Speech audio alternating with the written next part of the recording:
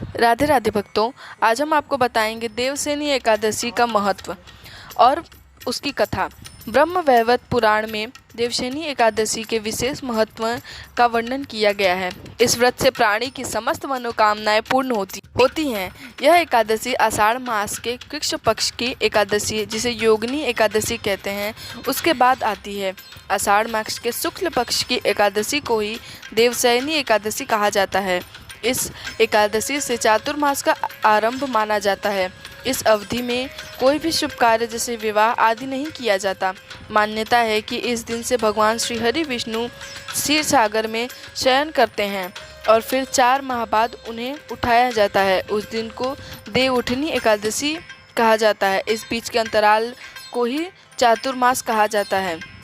देवसेनी एकादशी को देवशयनी, महा एकादशी, थोली एकादशी, हरिदेवशयनी, पद्मनाभा शयनी तथा प्रबोधनी एकादशी भी कहा जाता है। अब चलिए हम आपको उसकी कथा सुनाते हैं।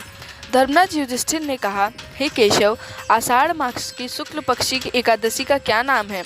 इस व्रत के करने की विधि क्या है? किस देवता का पूजन किया जाता है? श्री कृष्ण कहने लगे कि हे युधिष्ठिर, जिस कथा को ब्रह्मा जी ने नारद जी से कहा था, मैं वही तुमसे कहता हूँ।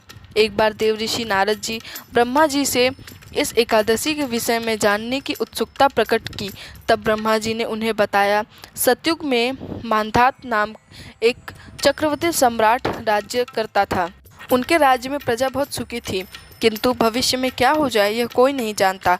अतः वे भी इस बात से अनभिज्ञ थे कि उनके राज्य में शीघ्र ही भयंकर अकाल पड़ने वाला है। उनके राज्य में पूरे 3 वर्ष तक वर्षा न होने के कारण भयंकर अकाल पड़ा। इस अकाल से चारों ओर त्राहि त्राहि मच गई। धर्म पक्ष के यज्ञ, हवन, पिंडदान, कथा, व्रत आदि में कमी हो गई। जब मुसीबत पड़ी हो तो धार्मिक कार्यों में प्राणी की रुचि कहाँ रह जाती है। प्रजा ने राजा के पास जाकर अपनी वेदना की दुहाई दी। राजा तो इस स्थिति को लेकर पहले से ही दुखी थे।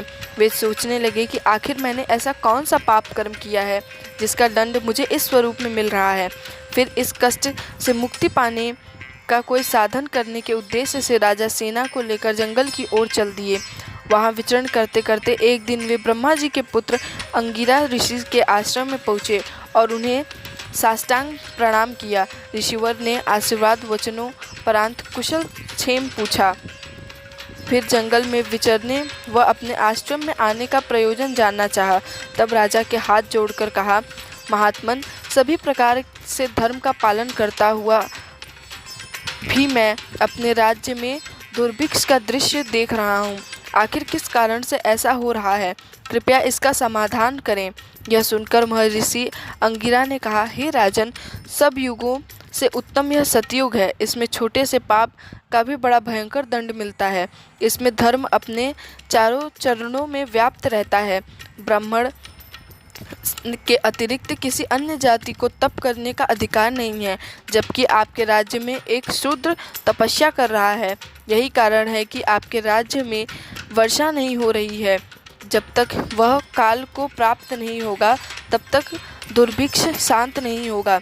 दुर्भिक्ष की शांति उसे मारने से ही संभव है। किंतु राजा का हृदय एक निरपराध शूद्र तपस्वी का समन करने को तैयार नहीं हुआ। उन्होंने कहा, हे देव, मैं उस निरपराध को मार दूं, यह बात मेरे मन स्वीकार नहीं कर रहा है। कृपया करके आप कोई और उपाय बताएं। महर्षि अंगिरा ने बताया, आषाढ़ माह के शुक्ल पक्ष की एकादशी का व्रत करें। इस व्रत के प्रभाव से अवश्य ही वर्षा होगी। राजा अपने राज्य की राजधानी लौट आए और चारों वर्णों सहित शुक्ल पक्ष की एकादशी का विधि पूर्वक व्रत किया। व्रत के प्रभाव से उनके राज्य में मूसलाधार वर्षा हुई और पूरा राज्य धन धान्य से परिपूर्ण हो गया। ब्रह्म वैवर्त पुराण में देवशयनी एकादशी के विशेष महत्व का वर्णन किया गया है। इस व्रत से प्राणी की समस्त मनोकामनाएं पूर्ण होती हैं। भक्तों, आपको यह कथा कैसी लगी? अगर अच्छी लगी हो तो हमें कमेंट में ज़रूर बताएं और अगर आप इस चैनल पर नए हैं तो हमें सब्सक्राइब ज़रूर करें। धन्यवाद। राधे राधे।